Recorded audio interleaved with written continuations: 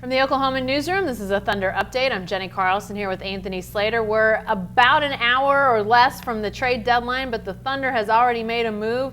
Anthony, they are acquiring Randy Foye from the Denver Nuggets, sending DJ Augustin and Steve Novak, in addition to a couple draft picks, to Denver. Second round picks, which are important here. Second round picks, exactly. So, impact of this trade.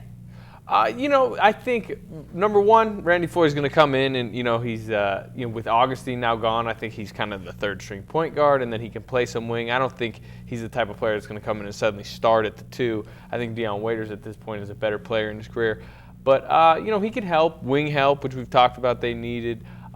He was a better player a few years ago. I think he's aged a bit. I think his career 37% from three, but this season he's only shooting about 30%. But he's playing 19 minutes a game. The metrics are okay with him. I think he's a guy that could maybe crack the rotation. What's the motivation for the Thunder ultimately in acquiring him? Yeah, it goes deeper than just Randy Foye. He's going to come in and play. You get Augustin and Novak out of here, which means that's 2-for-1 deal. It opens up a roster spot. And buyout season is going to be coming up after the deadline.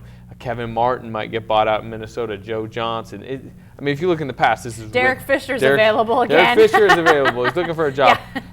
This was, it's funny you say that, and also Caron Butler might get bought out by the Kings. He's a guy 2 years ago the Thunder went out and got. I don't think they'll be looking at him, but it gives them flexibility, and then the other thing, it saves them money, saves them tax money because.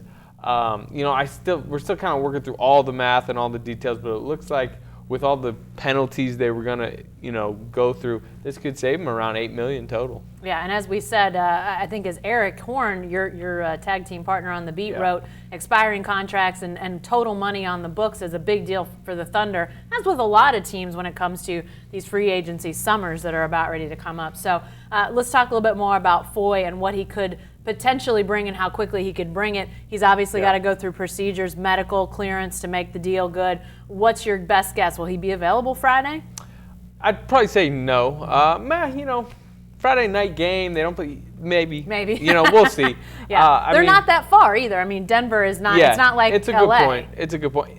Some of it I think depends on you got to have the trade call with the league, and obviously there's a little bit of complications right now because the Thunder brass is all going to be at the services for Monty Williams' wife, and dealing with that.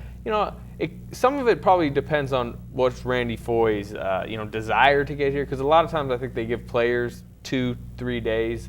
They have to report by 2 or 3 days. But some, want to get there, want to meet their new teammates, want to play on Friday night. He could potentially play. But even if he does, I assume they'll bring him off the bench, ease him into the rotation, want to see him in a practice or two. And then we'll know in the next week or two how he might fit into this rotation. Lastly, does his acquisition have anything to do with what they might do with Dion Waiters down the road? I don't think so. Randy Foye's a free agent. Dion Waiters is a restricted free agent. Mm-hmm. I don't know that Dion Waiters is going to be here next year, and I don't know that this deal has anything to do with that. Okay. It's just, what does Dion Waiters make on the open market, and what does Dion Waiters show the Thunder and the rest of the league in the last 4 months? Yeah. All right. Good stuff. Thanks, Anthony.